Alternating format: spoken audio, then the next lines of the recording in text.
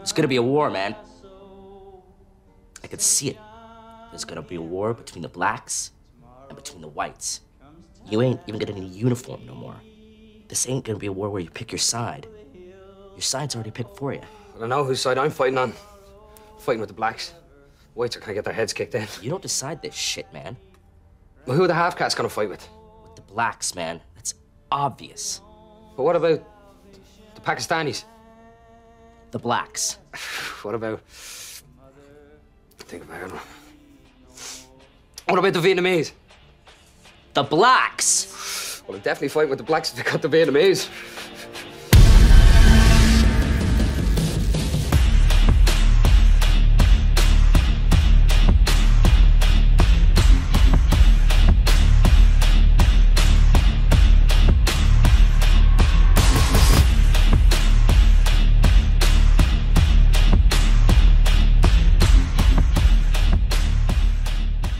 I would like to start off by saying how much I enjoyed being a guest on the Stranger by the Hour podcast.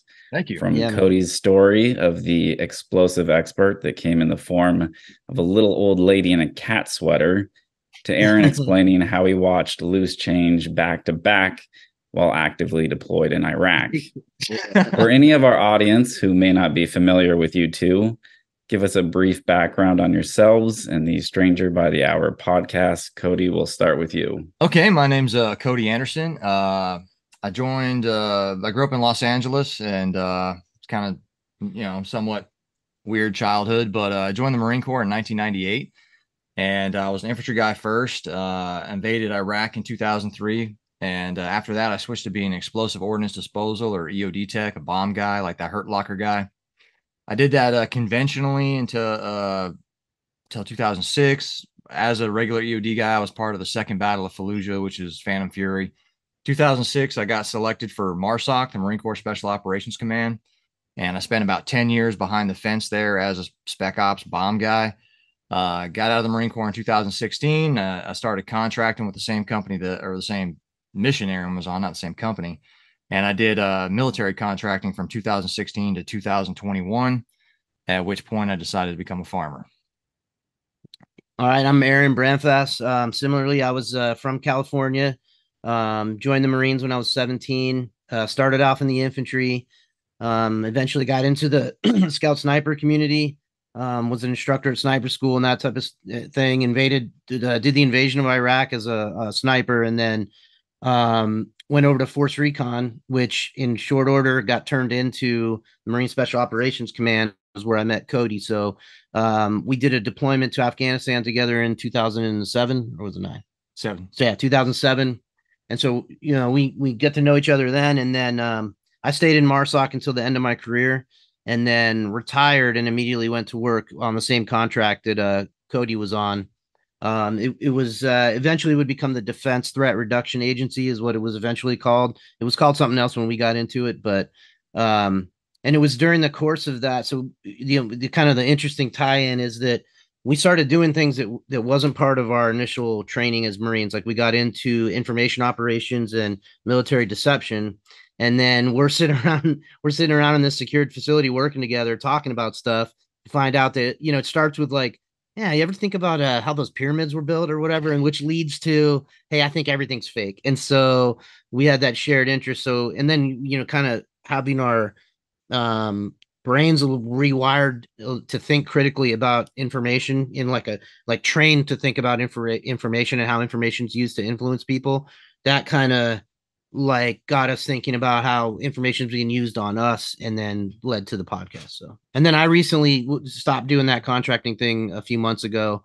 And so I'm kind of trying to work my way out to the farm here. I'm still in the burbs with my family. It's kind of a process, but working on getting stuff built out here to eventually make this a joint homestead out here. So, and you guys shared with me that you have a steam machine on your farm. Is that actively up and running? We've got it. We just haven't, it's on the list of things to do. It's definitely, so the guy that built it, this guy in the Pacific Northwest builds these things. And, he sent me a video of it up and running and everything. And then it gets put on a pallet, on a crate, and sent out here. And so we haven't installed it here yet. It's kind of, the purpose of it is eventually to feed into the off-grid power situation, and we just haven't set it up yet. But we're definitely going to make some videos when we get that thing set up, and then you'll be able to see it. I was going to say that's awesome, and I'd really like to see that. I just wanted to, before you share any more, you guys were on YouTube, weren't you? Is that, and you got booted off? You got banned? Did you? Yeah, we had crawled our way to about 600 followers, give or take, and we got hit with a couple strikes previously. The first thing I think we got hit for was cyberbullying, and I think on that particular episode we were just making fun of the devil worshippers and the billionaires. And I'm like, you're not allowed to cyberbully these people. And then fast forward, and I think what the episode that got us was the episode where we were talking about graphene and its potential. Yeah, graphene oxide. Yeah, and various different old school ways of mind controlling people. Like we brought up, I forgot the name of that. The doctor who ran that experiment on that bull, where they basically inserted a receiver inside of a bull's head, and this guy crawls into the ring with it, and this bull comes charging at him, and he hits a button, and the bull just stops dead in his tracks. And I'm like, okay, well, that's from when? The 70s, and I kind of put that what happened down to kind of a little bit of our lack of skill and like our naivete about how you can present information on their platform. We, this is in the middle of COVID and all that kind of stuff. And we were just kind of on there saying basically whatever we want to say. And it's not that I don't think we should be able to say whatever we want to say, but I think if we had it to do over again, and we're probably going to put another channel on YouTube where we're going to start putting, we have another channel. Yeah. But I think there's a way to present the information where you can make the point you want to make to people that are, have ears to hear it without flagrantly violating their rules. We're supposed to be trained information operators. Yeah, we just were being very clumsy about it. We were doing it with a hammer instead of a scalpel type thing, Right. I was going to say, even if you perfect the art of trying to get it through, the information through subtly and almost covertly, I think if you're really pushing buttons, they'll nuke you off anyway. They got rid of Woody. I recently got hip to this Doja Cat thing. Somebody sent me this Doge. I don't know. It's some artist on YouTube. And, it's funny that people get nudity strikes, but you see nonsense like this video, which is essentially like overtly satanic. Yeah. Okay. But yeah, I think you're right. Yeah, I saw that Doja Cat recently released a music video, and it's more of this demonic just shit. I feel like it's weird because when I first started this stuff, I was like, oh my God, they're telling you. It's like, it's in your face. They're demons. They're satanic. But now I'm almost starting to come around to this idea that it's actually done deliberately to wake people up. I'm coming around to this idea that even this awakening is being orchestrated. And I just couldn't even take that recent one seriously from Doja Cat. I was like, they're trying too hard. Now, when you say the potential that the awakening is being orchestrated by nefarious people for nefarious means, or as a way to get people to, wake up and pay attention to like a positive end state? I think it could actually be both. I think there's like layers to it. That's another thing as well. I was talking to a friend recently, and because you kind of, I suppose it's that, what do they call it, like baby truther stuff, where you talk about like the cabal. But I was saying, even in families, like brothers will snake each other out. And if you've got a big pot of narcissistic, borderline psychopathic people, I don't feel like they're always going to be on the same side. So I'm almost coming around to this idea that what we're dealing with is very complex, and there's different factions, and, there's certain teams and goals that are trying to usurp other teams and goals. So it's sort of evolved in my head. And I kind of see that with the awakening. I think it's being managed and orchestrated by various different groups for various different means. Not necessarily, most of them probably not good. But that's kind of where my head's at. Twisted, basically. I've lost the plot. Yeah. Your AI's malfunctioning, you are? Exactly. I need an upgrade. Well, I mean, that's very interesting. I've got a couple of theories about that because I agree. I mean, if you're seeing something in the meta narrative, it's because it's supposed to be seen. I mean, looking back into the 80s with the Satanic Panic, and the Satanic Panic was seemingly a cover narrative to me, like, oh, this is all panicking, this is all nonsense, to cover whatever was actually satanic bubbling under the surface, right?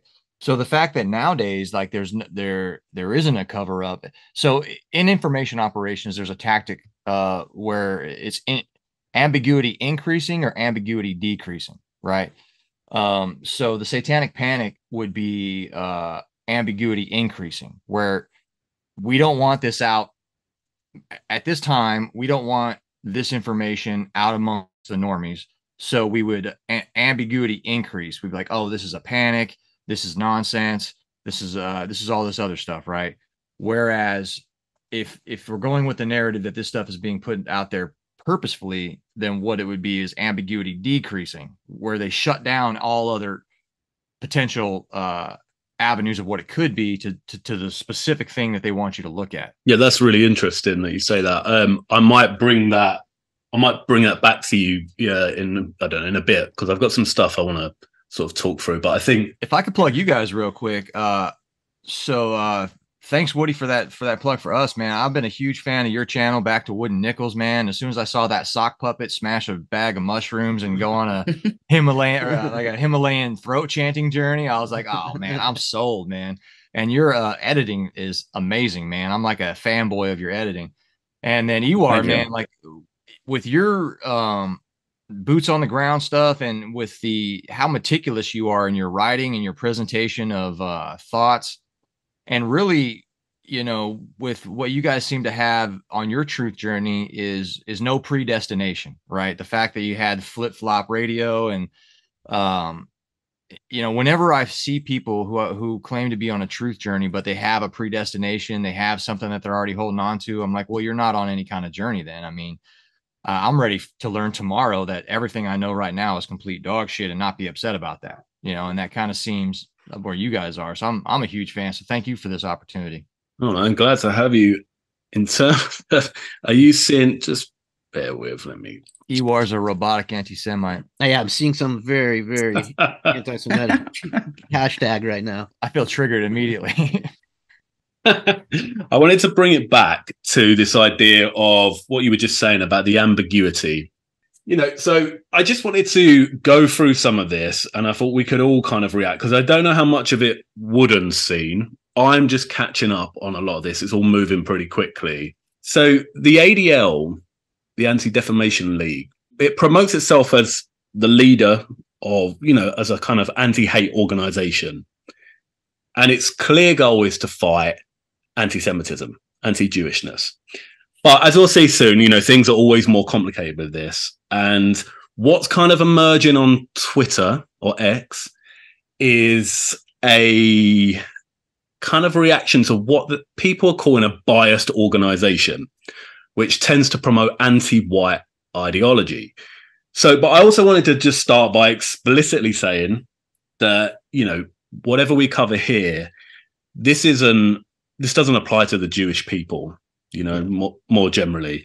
And I think what I kind of want to go through with this is an exploration of kind of supremacist ideology in general, because I don't like that in general, whatever race it's coming from, whether it's white, black, Jewish, whatever. I don't like that supremacist ideology. So I thought I'd just introduce it like that. And I think before we get into it, the context is essential. What I'll do is I'll pause there though, anyway, just see if there's any initial thoughts on this sort of hashtag, which is ban the ADL, which is sweeping Elon Musk's new platform, and is a bit of a first. So it's all a bit crazy. The Twitter or X being, really the closest thing we do have to a shared public square type of information environment, though it is, manicured and throttled, and it is curated in some way by the people that run it. But the ADL thing, so there's a guy, Jonathan Greenblatt, and he's the CEO of the ADL, which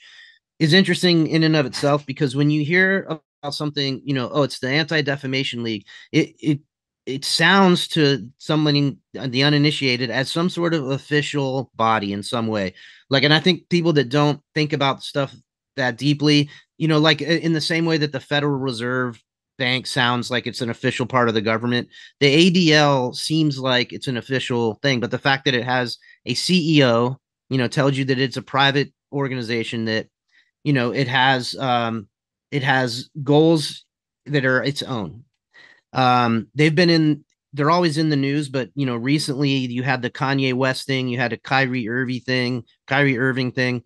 Anytime anybody that's in the public eye kind of breaks baseline and says anything that can be construed as anti-Semitic, even if it's not anti-Semitic specifically, it's just anti-Israeli or anti-ADL, then these guys get activated. Jonathan Greenblatt does the rounds. He'll go on huge shows like The Breakfast Club, for example, a hip hop morning show thing.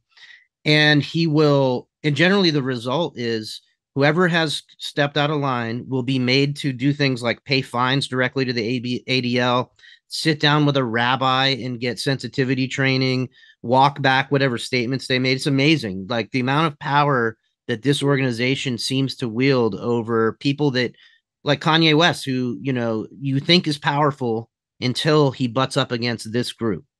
So what's interesting to me right now is seeing this, what appears to be a waning of the ADL's power. The fact that this can be a tracking hashtag, and all the kind of notable right-wing people are basically propagating that hashtag. People that previously like guys like Charlie Kirk and stuff that never have a bad thing to say about Israel or Zionism are falling in line with this. So to me, that's highly suspicious that all of a sudden overnight we go from that's the third rail, that's hot lava. You can't touch anything to do with Israel, Zionism, or the ADL.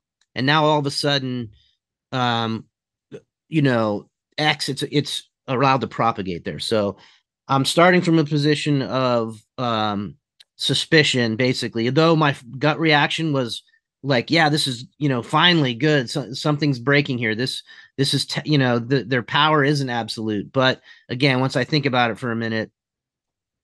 Very interesting. That's very interesting because it kind of ties into a few things I want to share, which are, I think, suspicious. And I'm with you, is that this seems like a major paradigm shift occurring, seemingly out of nowhere. And I think there could be potentially some kind of ulterior motives going on. So I thought I'd just start with some context to go back before this hashtag had hit the platform to this political party in South Africa, the EFF, Kill the Boer, which is the whites, kill the white farmer. Shoot to kill, Hamaza, kill the poor, the farmer, kill the poor, the farmer. Elon's obviously from South Africa as well.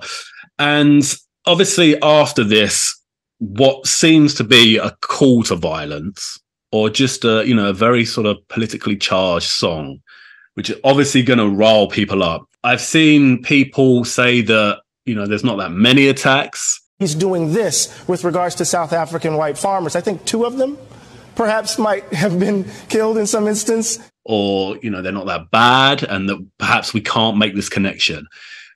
And that sentiment has arose on Twitter, but then there's been the reaction from the right-wing nationalists saying, no, actually, this is a supremacist song, a call to violence, and we're actually seeing the aftermath of it. Just briefly, it is the case that this violence against the Boer farming families has been going on for a long time. And I don't know if there's an uptick now, but for completely unconspiracy related reasons, I fell into a rabbit hole on this before and was watching training videos where these guys self-organize. They have prior military guys that train the kids and women and everybody else in kind of like defense of their farms. It's long been the case that these farms are these guys have like machine gun bunkers and that kind of security on their farms. It's just so not, I can't say, I haven't looked into it whether this call to violence has resulted in an actual uptick, but it is the case that this violence has been going on for, I think, decades. Well, you might be more tuned into this being British, man, but I'm always interested in people that they're always trying to kill. Like there was the Boer War back in the day, man, where Cecil Rhodes and his homie Winston Churchill perfected the concentration camp before they gave it to the Nazis, where they were trying to kill all the Boers, man. So like, what exactly is it about the Boers that the powers that be want them fucking wiped out? Makes sense to me. This is the kind of thing where, like, you read Tragedy and Hope, you learn about Cecil Rhodes and everything that they had going on. Like these guys, and again, not to sound like one of the commie liberals or whatever, but like these are the colonizers that basically they never stop. They just change form. They just kind of shapeshift and appear as a form of some corporation or the other. But yeah, I think there might be something to what Cody's saying about what are they trying to do down there. Like this EFF is not. I just refuse to believe that it's completely organic, that they're not, backed up by some larger power. But again, I just kind of spitball, and I don't know who that might be. No, I agree. It does seem like it's not an organic thing at all. And I think that, I mean, again, I suppose it's such a difficult one because we're kind of seeing this play out through the lens of social media and the reactions to it and then how it's moving.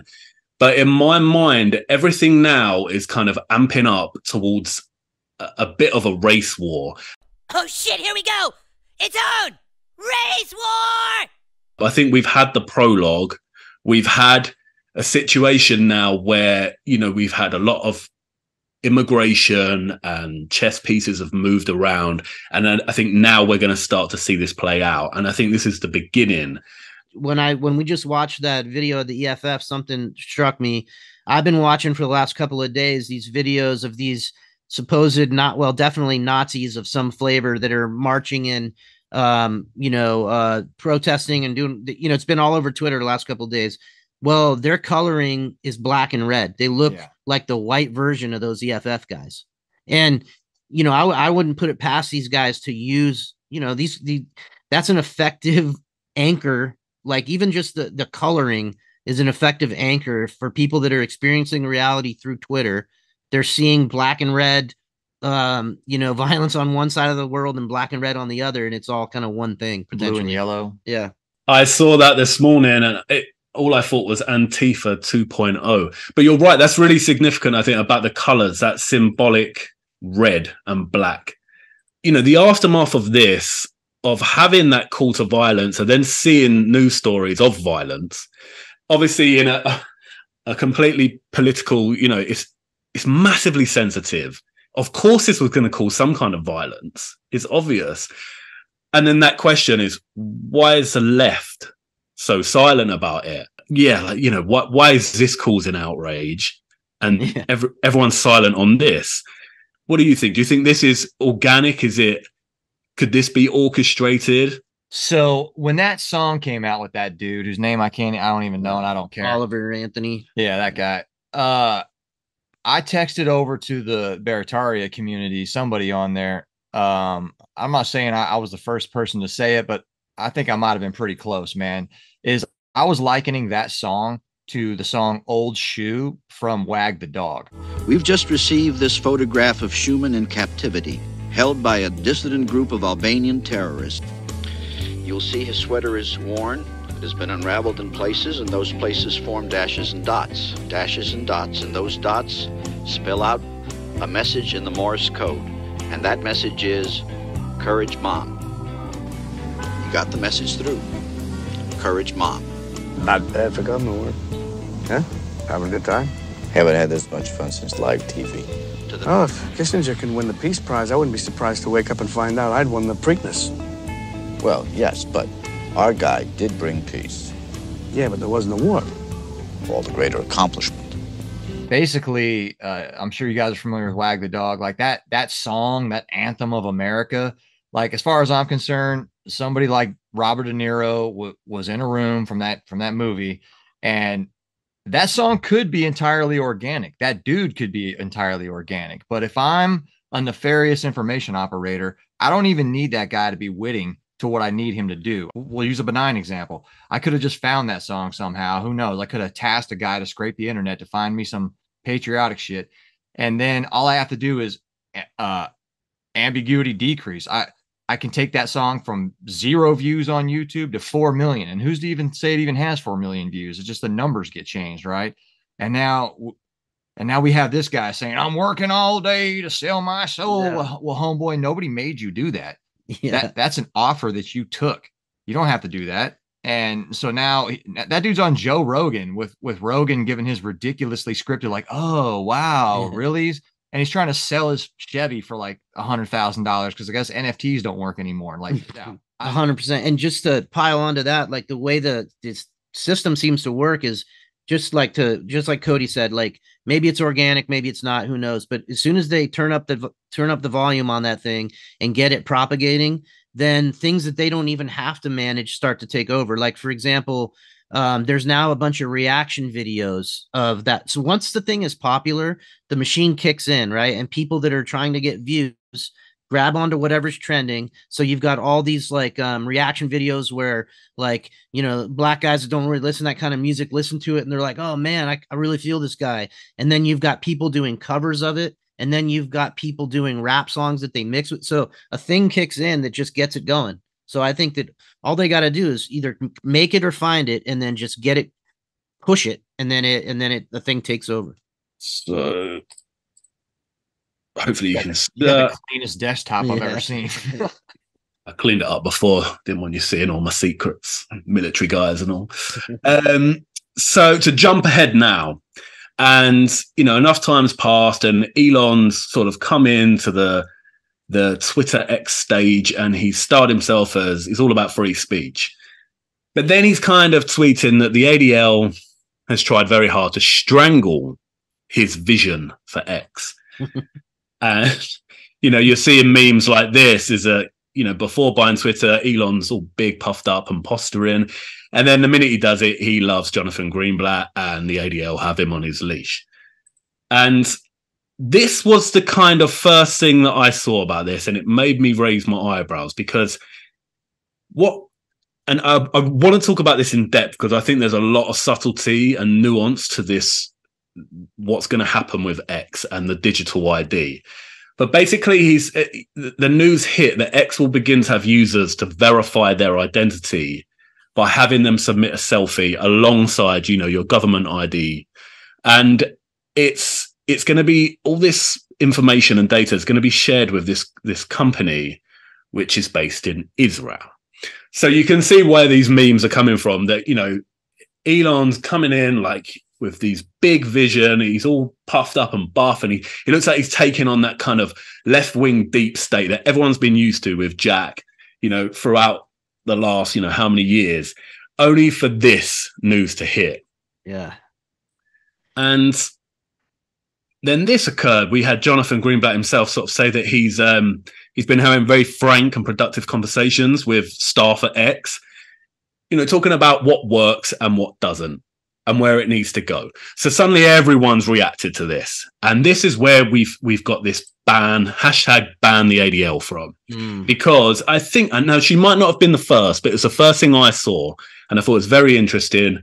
But the lady, I can't remember her name, but the lady over at Timcast, the redhead, she basically, wrote a scathing response to this, but also highlighted the ADL's comments about the Kill the Boa song.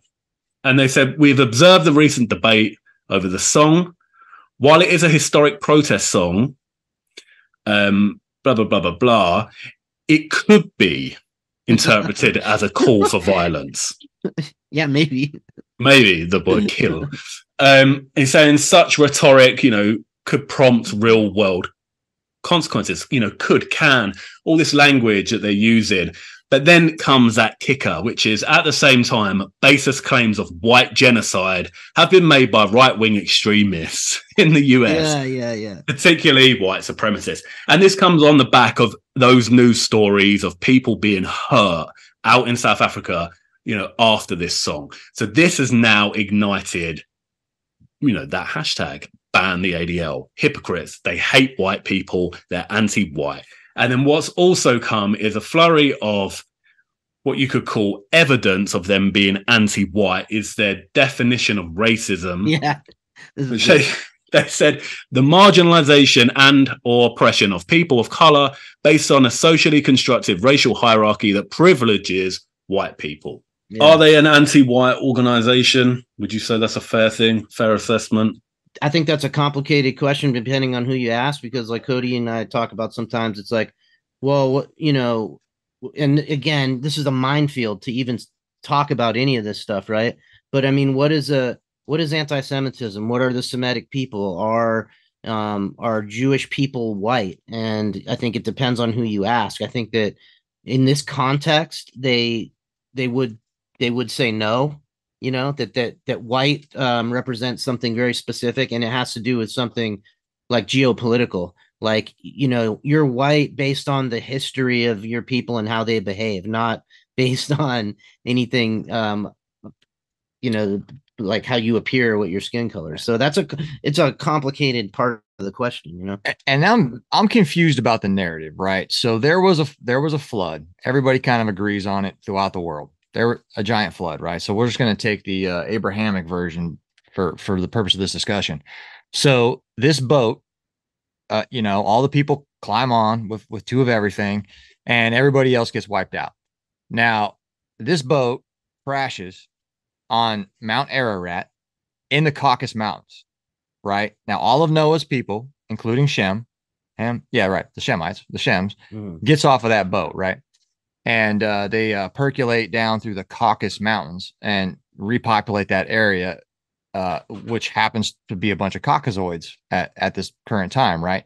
And now, magically somehow, and I've been to Israel. I went there to help train their military or work on military exchange stuff. And while I was there, I'm like, man, there sure the fuck are a lot of green-eyed, blue-eyed Caucasoids running around this place. They're from here? This is their homeland? That seems weird to me. Like I'm confused, because a lot of people they'll say something, and say a person who happens to be Jewish will say some wild shit, right? And some potentially racist stuff, right? Like, hey, all you guys are the goyim, for an example. And when somebody's like, well, hey, you sound kind of racist, they'll be like, oh, no, I'm not racist, I'm Jewish. And you're like, but bro, you look just like me. You just sound different. Like how, like what? So I'm confused on when the Jewish people stop being white. I'm confused about that part. Yeah, and I think it comes down to in general, we've changed the meaning of what that word is. Like it's a behavior, like more than it's any kind of anything that you can make sense or tie a historical narrative to. It's more like in the present day, given the geopolitical arrangements and the power structures, what it means is you're part of this group. And these guys, because they have so much sway over the media, they can, and not they, the Jews, I'm just saying people that would seek to collectivize everybody or break us all into groups. So I'm not even saying, Jews or anything. I'm just saying people that, hold sway over the consciousness of other people benefit from categorizing us in this way.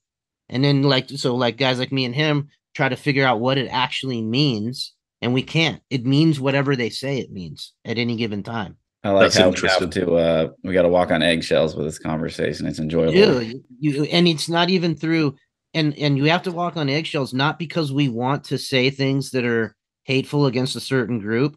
It's not like that for me at all. Like, and I'm not just saying, I swear I'm not, anti-Semitic. It's really from a position of trying to understand. You can't even ask the questions you would need to ask to completely understand the issue without tripping some of these tripwires. And that's just how it is in my opinion. The alternative is to just completely capitulate and say, okay, Jonathan Greenblatt, I'm Kanye West. You tell me what I'm allowed to say. You tell me what opinions I'm allowed to have about my own culture. You know what I mean? And that's the choice you have to make. Now, just real quick though, on the specific thing with this hashtag, this might be, one level too conspiratorial, but it could be, show us that thing with the biometric requirement to participate in X and all this other stuff being an Israeli company. And that's clearly the direction Musk is trying to go. Is he wants X to be used as a an economic platform, complete video, everything. He wants it to be like the one in China that's all things, right? They're going to throw this biometric requirement in there. This ADL could be like the beginning of a shedding of the skin, right? They know that there's so much, kind of anti-Semitic or anti-Israeli sentiment. This could be a place to collect all that, have a contrived battle. Okay, so it's going to be, Musk and some other people against the ADL. The ADL will lose power, but it won't be really losing power. It's shedding its skin. It's shapeshifting. It's time to give the people what they want. The people are suspicious. They think that someone's monkeying around with the works. Okay, these are the guys that's doing it, and shed the skin. So I'm going to pick up on that point in a minute. Just to go back to your other point about Jonathan Greenblatt, just capitulating and just tell us what to think.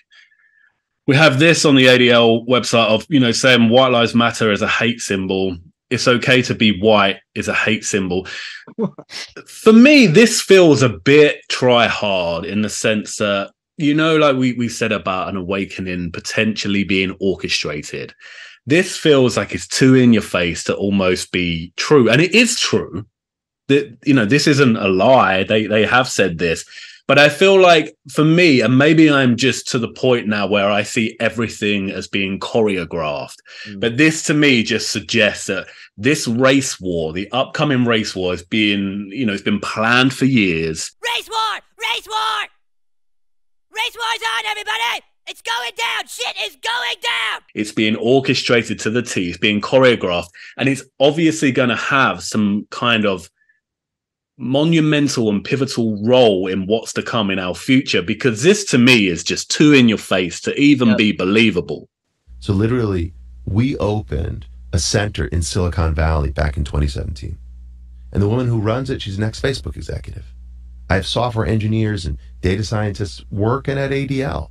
We're monitoring all this stuff. And we're working with all the platforms, by the way, Google and YouTube and Meta and Twitter and Reddit and Steam and Amazon, all these companies, from like Apple to Zoom. We work with all of them, okay? That's relevant because we've been working with Twitter now since it was founded. We worked with the old regime, working with the new regime. The influence is obviously there, and that's power. And people are seeing this. Again, to me, perhaps this could be, like you said, almost like a straw man, almost like a villain to then blame, which we're seeing now. And then, like you said, it's going to be kind of destroyed, and it won't really be destroyed, but there's a shedding of the skin, and maybe it's going to be absorbed elsewhere, or potentially it's always been elsewhere. And that's kind of how I see when people talk about the deep state and, Bill Gates and all this shit that's just so in our face, like Klaus Schwab, I just see them as these straw man villains that are being created to then be dismantled later down the line, and there be this kind of movie awakening.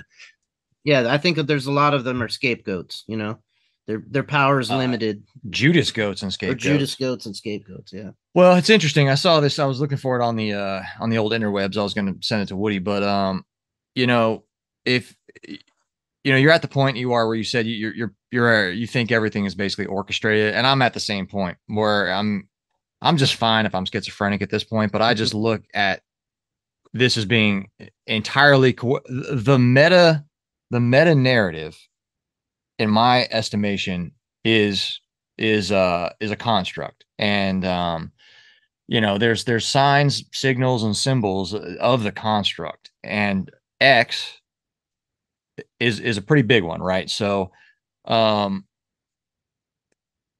if you look at the X symbol for Twitter and you flip it against each other in the mirror, you get like a square and compass. Yeah. Basically, the bigger, thicker line of the X makes the square, and the tinier lines make the compass. And so, one of the biggest symbolism within the square and compass community is the checkerboard floor, which is black and white, and they're squares. And the square is like base consciousness. It's us. It's all we're the squares, right? Like we are the white and black squares that make up the big square that the actual pyramid of power sits on top of. So this black and white thing is, divide and conquer at at its base, which is also hilarious, right? So I would agree with you that it is orchestrated. If you believe that the actual power players in the world, come from a lineage of these you know secretive fraternal organizations based in masonry and things like that, and you start to consider like these guys were alchemists back in the day, and they still are, like, and these were people that were part of their lore is about their tools and being builders. Well, this is what they're still doing. They're building, and now they have different bespoke tools. They have these tools that allow them to completely understand the information environment so that they can use those tools to craft public consciousness. So once you control the consciousness, mass consciousness, then you are building. You build whatever future you want to exist in that way. So I think that that's what these people are doing. They're alchemizing the human will. They're transmuting the human will, and they do it in a variety of different ways. And so, and that's why it's like a progression with this stuff. Once you can see that for what it is, it gives you a certain amount of freedom, because you can say, yeah, this is what they're building. But now that I see it, I don't necessarily have to live completely in it. And it's myopic to think that when we say that they're building and they build, and is that they only are working in like material constructs like a cathedral, right? Like okay, that's clearly a building. But when you get into reading, your Manly P. Halls, and you get into listening to like 70 straight hours of Jordan Maxwell or something like that, is what you actually find that they're referencing is us. We are the raw material, and the great work is to build us towards whatever their end state is in this human transmutation, right? There's this little pizza and beer place near where I live, and right around the corner is a Masonic hall. Well, in this outside area of this pizza and beer place is a statue, and the bottom of the statue is we got a lot of quarries around here. The bottom of the statue is a big old quarried block, and then sitting on top of that is like a standing stone. At the bottom of the standing stone are a pair of like actual sculpted feet. You could tell it's supposed to be a person, that standing stone, right? And it's an untrued block from a quarry. Well, it's untrued, it's unshaped, it's unmolded. Well, to these idiots drinking beer and eating pizza, they look at this thing and it's just a piece of artwork. They probably don't give it a second thought, right? Like, oh, cool, somebody put some feet on a block, whatever. Well, to my schizophrenic ass, I'm sitting there, I'm like, oh, I'm on your head, dude. I see what you're telling me. You're telling me that I'm the untrued stone, and that I'm never going to get to be a sculpture out of that piece of block as I'm sitting here stuffing beer and pizza in my fucking face, right? In fact, I'm probably killing myself depending on what all these chemicals are, man. So to understand life through a symbolic way is really like it's like you've got the glasses on from I Live, but you're not wearing glasses. I think Manly P. Hall called it a cryptogram. I think the world around us has cryptograms built into it, that if you understand, like key, man, I love when you talk about keys, man. Like once you get the keys, man, and you start looking around, you're like, these motherfuckers, man. And honestly, Aaron and I talk about this all the time. I'm usually not even mad at it anymore. I mean, game respects game. The type of grimy stuff we used to do in the military, these dudes are pulling off on a global scale. Like we'd be so happy, like, oh man, did you see that thing I pulled off? Like, yeah, dude, we could trick one guy to do one thing one day. We're very excited. We're like high-fiving and shit, man. And meanwhile, I'm in another person's country asking them where terrorists are, dressed head to toe in battle gear. Yeah. And they're like, you schmuck, you're the fucking terrorist. Like, what are you doing? I'm trying to get these goats from point A to point B. Can you please go home? Like, let me ask you this. What do you think? So to tie it back in, a guy like Greenblatt specifically, right? Is he aware of that? Like, if we agree that this is, they're using symbolism and they're creating, consciousness and everything, how aware is he, or is he really fighting on behalf of Israel? Like, is he also manipulated, or is he a sorcerer? Well, that goes back to your conversation of witting and unwitting. I'd have to scroll through his Wikipedia, where I'm sure it says he comes from a fine family of a certain type of folk, And the cool thing about Wikipedia, although it isn't almost entirely like a CIA front, is you can play the hyperlink game in Wikipedia. just follow the people's names and people's profiles to hyperlinks and see where they lead to, man. Yeah. So I'd have to do the hyperlink game on him to give you an assessment. But I would say he's probably witting. Okay. Just from swag. Yeah. Sorry, we kind of derailed. No, that was really interesting. I love that, the metaphor of because you're right, it's Masonic and it's all about building, and I love all that, and the alchemy as well. And I think someone like Greenblatt, I think he's not necessarily in on it as such, even though it seems like he's probably got a lot of power and he's obviously doing bad things anyway. But I think that part of this alchemy of control that, you know, the really kind of elites will be almost getting people to do it of their own free will and live it and embody it. So when I meet somebody that really embodies those sort of left-wing woke, you know, those crazy values, to me, they're crazy, you know, but they're not just, it's not just theater. There is a degree of belief and they do kind of live that. So I think that, yeah, I love that metaphor. And just to go back again, you talked about like food as well. And I mean, is there a chance that perhaps we're like kind of wrong? Because we always kind of see it as, you know, there's an elite class, even a priestly class, you could say, alchemists overseeing their great work. And we are all integral to that in our own way. And it feels like we're kind of under the control of psychopaths. But could it be a case that the great work is actually for the greater good? But to achieve that, there's a violence in it. And it's a bit like cooking, you know, when you're cutting up all the ingredients and stuff, it's violent cooking. But then at the end of it, you get that meal. And it's the same with carving stone. There's a degree of aggression, of violence, and pieces have to be sacrificed in a way and chiseled away at and refined and worked. And then you get that great work. So I suppose in a way, it's that sort of paradox at the heart of it, is that there's a violence and there's such a kind of tragedy in what's going on. But then for the people that have this kind of foresight and oversight and breadth of understanding of our reality, to them, they probably just see it as a necessary violence. And I think that kind of leads me into this next thing I want to share, just to sort of talk about that idea of, you know, the alchemy and people kind of living this. This is Keith Woods, and I think this guy is fascinating. I like reading his Twitter. I think it's very intelligent, you know, well thought out. But Elon Musk, he's just part of this sort of resistance against the ADL. And again, I don't think he's in on anything. I don't think he's a puppet.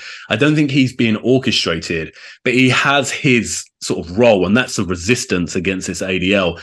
And Elon Musk liked his tweet. So that's like, whoa, okay, Elon's watching this unfold. Now, that's where I think it is deliberate. I think Elon is watching and acting deliberately as a kind of controller, if you like. And then he put this out. Perhaps we should run a poll on this, on whether we ban or not. And what's here is the most interesting thing, is because this person's chimed in. That guy's a total bummer. He's a bummer. Yeah, he's not. Him and his brother. But this is what he said. You have to have a blue check mark to participate in polls, because he's noticed a lot of the bot activity. Agreed on all. So there's your alchemy, is that we've got everybody invested in this sort of identity politics and race politics. And it's real. And white people probably do feel like they've been oppressed, you know, by the woke sort of leftist virus that's spread all over the world in the last how many years. And now they're getting their say back with Elon kind of, you know, spearheading that. And that's all real, and all that emotion is real. And it's an alchemy, it's a cooking pot. And out of it is going to come this, which is, you need to be verified. And that's really what I wanted to talk about now, is this thing of, is the digital ID that's obviously coming, and it's going to come from Elon, is this a bad thing? Is this a thing we've all been fearing? Is this a thing that we've all been fighting? What do you think? Is this the moment it's going to happen off the back of this race war? You know, they always bring the savior in to bring in the bullshit that the last guy couldn't do, right? Like if Jack would have wanted everybody to be ID'd on Twitter, probably nobody would have went for it, right? It's like, hey, this Burning Man Luciferian wants everybody to be ID'd on his platform, right? Everybody be like, I don't know about all that, Jack. But now a dude wearing a leather chest plate with like Baphomet on it can literally, whose wife is a transhumanist, whose mom is some also Occultist, some yeah. crazy occultist, or just occultist, period. They're not crazy. Um, he can come forward. A a dude that's barely American, by the way. He can come forward and say, let's do this. And everybody's like, yeah, man, let's do this. Like you couldn't get everybody to get the magic squirt. We'll just say if Hillary was president, if Hillary was president, you know, a vast majority of the country would you'd only got half of them. Yeah, would not have lined up for the prick, you know. So you get old Don, man. You get Zion Don actual, right? So you get him to push it. And now at warp speed, right? And now everybody's like, oh yeah, we should even the dirty Dems. I mean, the dirty Dems were lining up for Zion Don's fucking prick, man. And so I personally think, like, oh, you want to start more wars? You want to get into Yemen? Well, we can't do it under George Bush. We got to do it under Barack Obama, right? You want a drone program to kill weddings? Well, Jorge Bush can't get away with that. We need Obama to get away with that. So I think certain people are chosen to be the spearhead of certain things, right?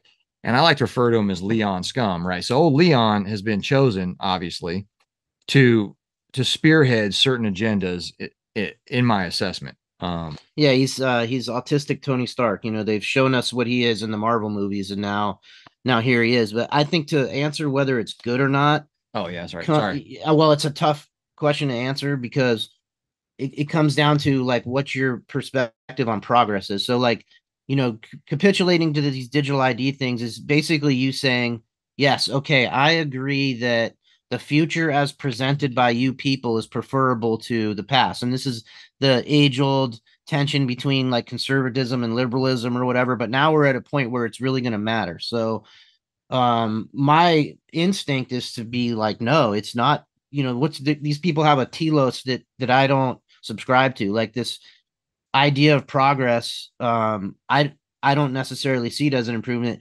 especially because by all accounts, these people have some very like, you know, man becoming God type of stuff that I don't ascribe to. So do I think it's the end of the world in the short term to have to, you know, verify your identity to participate in this thing? I don't think it's dangerous immediately, but I think it's a step in the direction that I don't necessarily agree is a direction we should be going.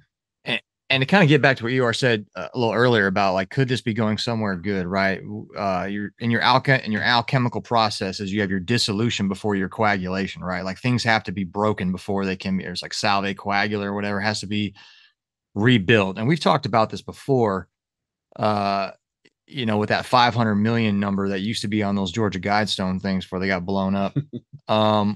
Which is to say, perhaps these psychopaths are on this type of tip, right? Maybe they think, if you are of the mindset that reincarnation is a thing, and it seems to be one of those touch points throughout history that is vaguely verifiable, you know, one of their biggest angst in life could be like, well, I'm a billionaire now, but I'm going to get cast back into the wheel of time, man. I'm going to get thrown back into the pool. I could come back as a cage kid, you know?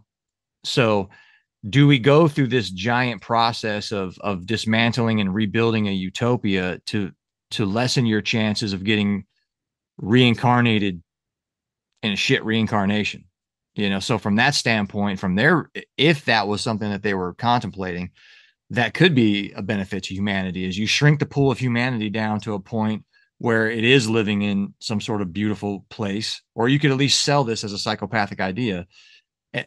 So when you do come back, you come back into this beatific vision of humanity. Well, but the problem is you didn't do it through free will. You lied, murdered.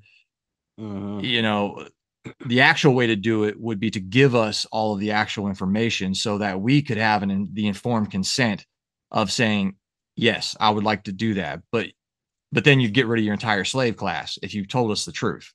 I like that idea, the reincarnation. the digital ID thing to me, I've been thinking about it a lot lately because obviously I'm anonymous online. So if it happens, I'll have to forsake that. And I'm sure I have a lot of Tartars that are excited about that. But just to go back to, like Wooden actually says this a lot about the TikTok trends and how I think Wooden, you said that, you know, AI could almost be making up these trends or, you know, something like China could be doing it to get us to harm ourselves and get us into bad behavior.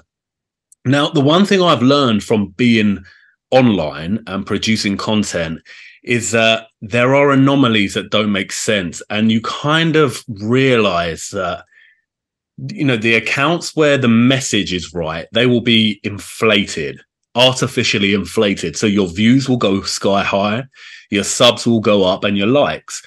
And you know, it's the same with Twitter. Whatever they kind of want you to see, they will make you see it. And we were talking about, you know, that singer-songwriter earlier. Without digital ID, we cannot have an online environment that reflects any degree of reality. Because if you're not verified by an ID, you're always going to have bot activity. And the bots, especially now we have AI, are the ones that come in off the farm, the bot farms, and they generate consensus and they steer perception and they can guide the youth into trends and they can get people doing what they want. And, you know, if you want to smear someone, then the bots are going to come in and it's all going to be orchestrated that way. But if you have a digital ID, now it sounds like I'm shilling for the digital ID.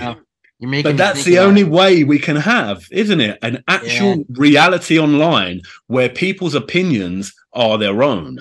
So we're in a catch-22. We're in a bit of a problem because it's like it's a trap because suddenly then your behavior can be tied to things like, well, you haven't had your 70th jab, so you can't come online. Yeah. But at the same time, if we don't have a digital ID, we are always going to have a false reality. And that's the one thing we all hate is stop lying to us, stop controlling us. Well, how do we do that? Because the bots and the artificial intelligence is running amok. And it can just generate that consensus of opinion. There's one other way. There's one other way, though. You switch from your reality being created by the screens, and you go from the meta back to the micro, and you build your life out of what's around you. Like, you know, and again, that's not easy, and that's not. I don't think the masses are going for it. Like, we're already past that, but that is an option. But that's the only option at the minute. Yeah, you got me thinking though. Dang it! Like, well, I was gonna say leave it to the AI EWAR to make me think digital IDs are good. To push for digital IDs. I'm with Aaron, man. I'm reconstituting my life for it to be the true, the good, the beautiful, and natural reality, man. So like if this thing becomes a hellscape, which it basically already is, man, I'll just smash the modem and watch these goats, man. Yeah, it's making the choice is gonna become stark. Like right now, you get to have your feet in both worlds. It might be in the future that you're not really able to do that. You're gonna have to choose. Isn't it funny how when X or Twitter or whatever says to get your blue check mark, you must submit a photo? Isn't it funny that the verbiage? Like, I'm a big etymology guy these days. Like, isn't it funny that it says submit? Why doesn't it say provide a photo? This account, Asher Logos, wrote this really good thing. And so that's another thing I didn't realize is that X, Twitter now, you can be monetized on it. And he said, or she, I don't know, I think it's a male though. He said, I don't mean to be a downer, but let's assume for a moment Elon isn't who/what he claims to be. Considering these payouts, how incredibly strong is the incentive to neuter one's criticisms to ensure you focus on only the safe/acceptable targets while the real culprits continue. And that's it. This is a great account as well. End wokeness. You know, I think this is within the space of a month. I mean, look how much. That's a good amount of money. That's a good amount of money, isn't it? And that's, I mean, it's got 1.6 million followers, but that's a real incentive, isn't it? And that wasn't on Twitter before, not in this way anyway.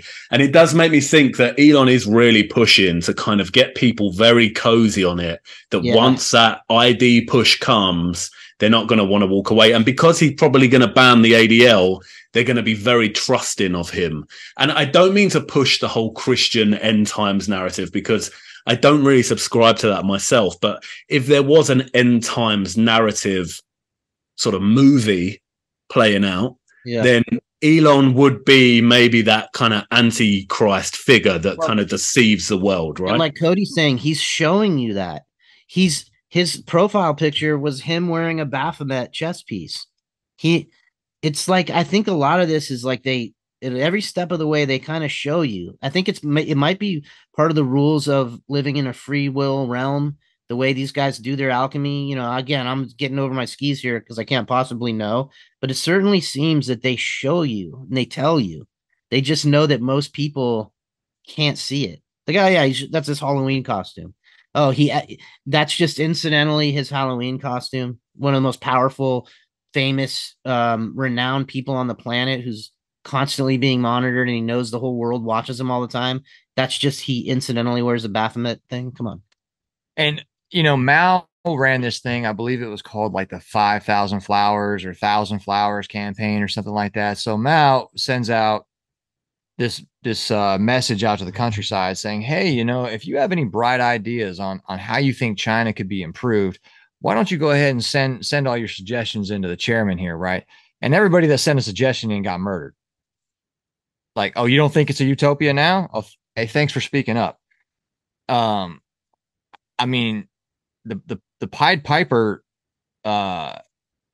concept of operations works. I mean, I've used it in the military against the Taliban, basically Afghans. You know, you put something that they want out and they come get it. You know, it's like in the original Red Dawn movie where those Russian trucks just drop some fucking food next to the poor, starving white guerrillas. They take their asses down to get it off the highway. And next thing you know, helicopters show up. Like, I think about that all the time on the internet, man. Like they gave us this thing where we can just say whatever we want. And right now it's you can have anonymity like you are, you know, or you can be like, you know, us on here, just spitting fast and loose with some grease, man. And like, who's to say who shows up? I was listening to Vivek Ramaswamy the other day on a podcast just to kind of dip my toes in the water. And one of the things that he was preaching, and the other people on the podcast are like, yeah, are more police and bringing back insane asylums or mental health institutions. Oh man. Oh, to figure out the violence. Well, yeah, all these fentanyl zombies and shit. Yeah, is what it says that the new insane asylums are going to be for. But recently, one of our buddies just texted us this AI program that SOCOM bought, Special Operations Command bought, that's going to crawl through social media looking for dangerous thought shit, dangerous thoughts. So you're gonna have cyber nerds working for SOCOM, having an AI tell them what the scary thing is that they need to be worried about nowadays. I'll tell you what it's called here in a second. It's called Accrete, ACCRETE AI, Accrete AI. U.S. Special Operations Command awards a Crete contract for AI agent Argus to detect disinformation threats from social media August 29th, 2023. Yeah, that's not going to go good. Yeah. And if there's no terrorists for outside the world to fight, the powers that be will find some right here in the United States. And I've thought about this a lot. Every grimy thing that they allowed me to do overseas, they're just itching. There's this place called North Command or NORCOM, which is the military command that's in charge of the United States. Like we break the globe into this into commands: Pacific Command, Central Command. Well, America is one. It's called North Command. I mean, and President Obama got rid of that whole thing that says you can't use psyops against your own people. Yeah, the Smith-Mundt Act. Yeah, so I mean, it's coming, folks. This giant $100 billion, just shy of $1 trillion military budget isn't going to go unused. Well, and to your point, like it's a pretty elegant way to control the things if you use financial incentives. So you don't have to actually appear like you're mandating, what acceptable thought in commenting is. You're just using money to condition people's behavior, and then it's very elegant, crafty. And money's funny because it's a combination of two words, mono and I.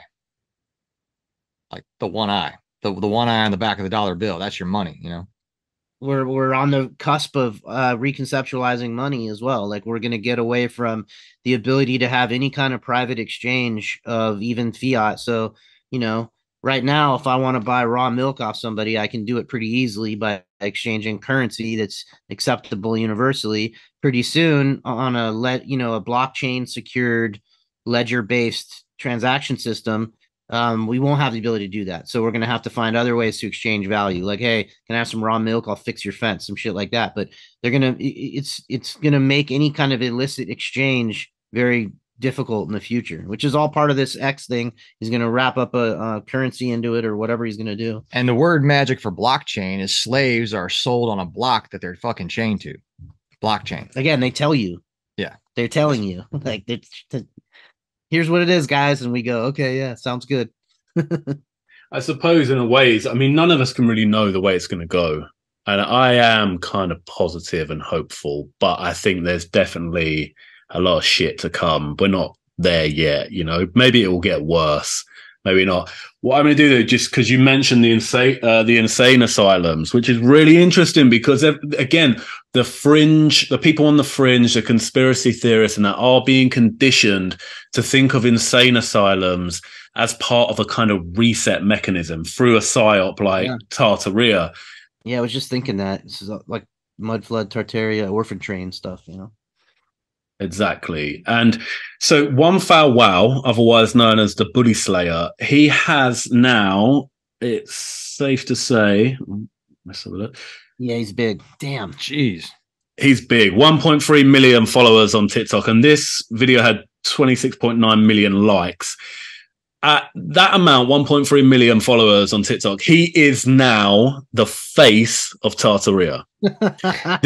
He has eclipsed John Levy. He's eclipsed Mind Unvowed by 1 million. This should silence your haters immediately.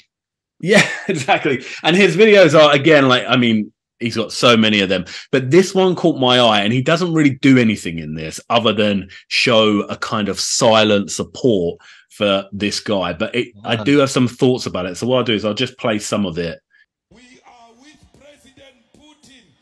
We want to say to President Putin, it is not us South Africans who refused you from coming into the country. It is Ramaphosa, the coward Ramaphosa, who could not guarantee that we will not arrest Putin. We are Putin and Putin is us, and we will never support imperialism against President Putin.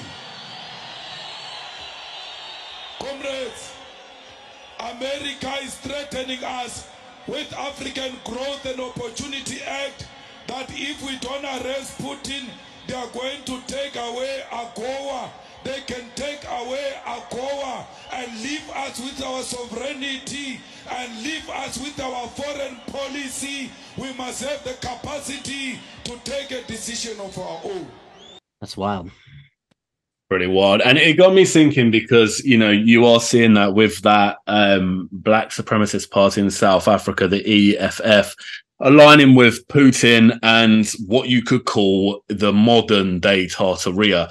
And the Bully Slayer support for that sort of aggressive, anti-American, pro-Russian sort of ideology. And it got me thinking, and I was thinking, this is it. This is what the Tartaria psyop has been about. It kind of has been that anti-American, anti-European, anti-white propaganda for so long. And, to say it wasn't your people that built it, it was Tartaria. Yeah. It was us in the East.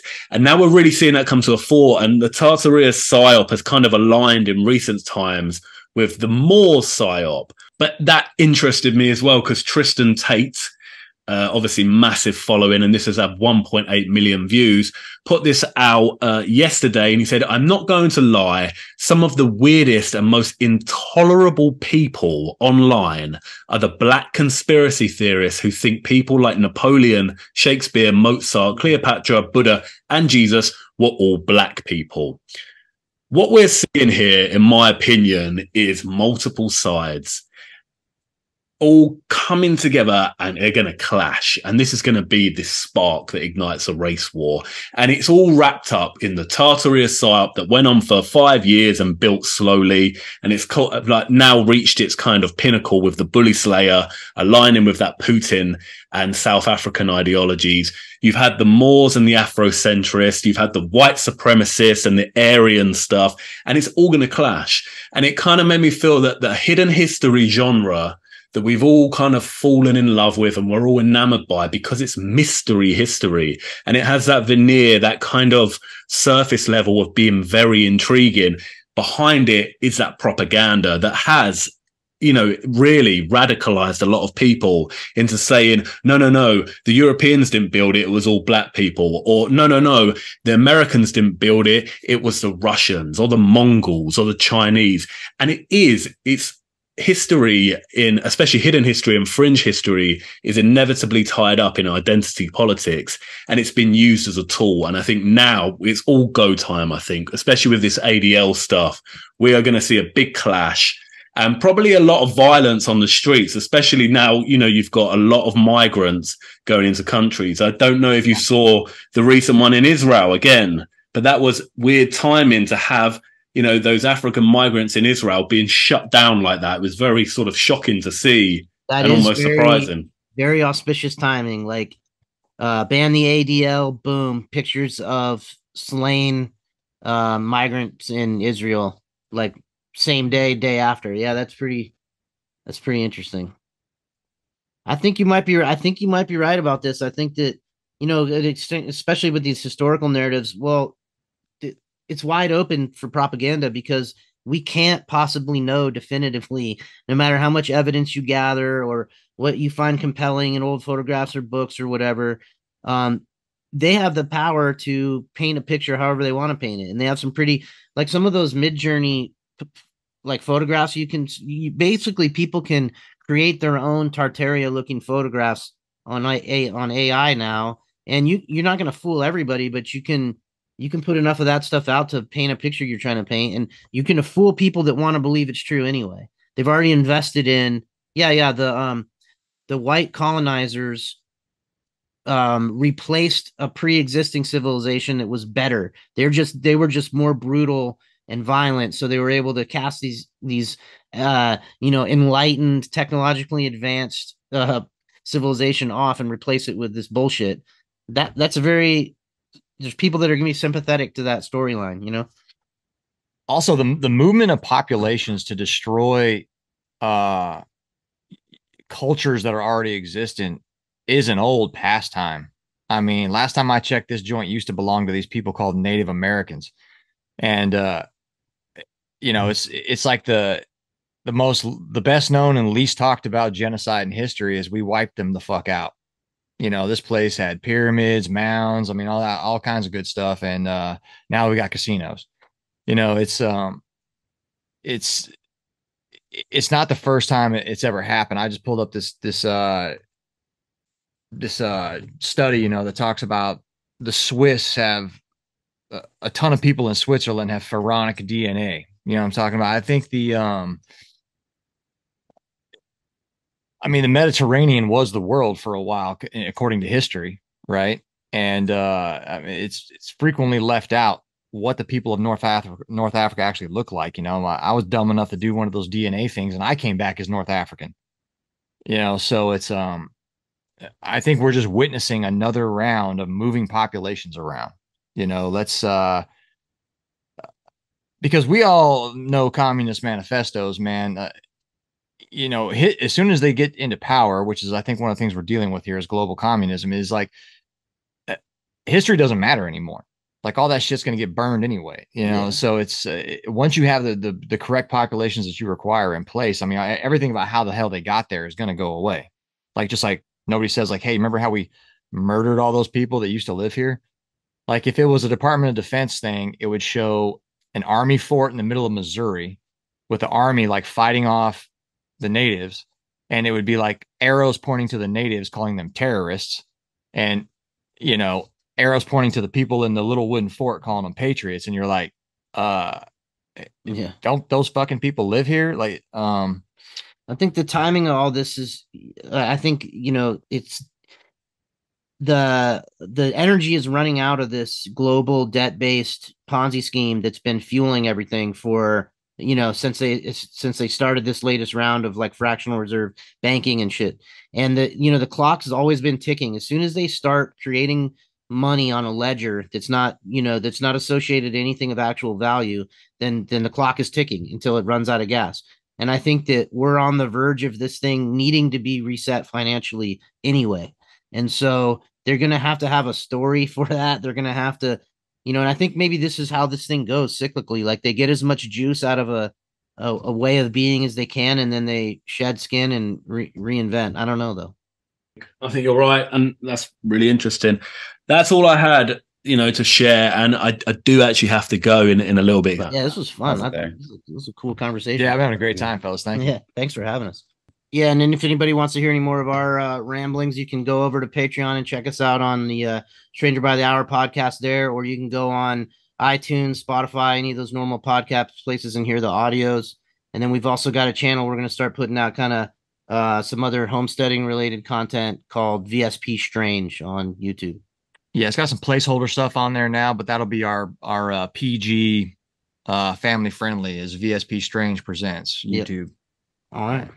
Awesome. Well, thank you, gentlemen. Cool. Thanks, guys. Enjoy the rest of your weekend. All right, you too. Thanks, fellas. That's soon. See you guys. Bye-bye.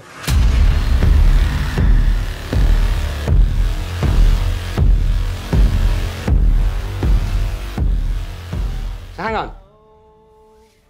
Would all of the white midgets in the world be fighting against all the black midgets in the world? Yeah. That'd make a good film.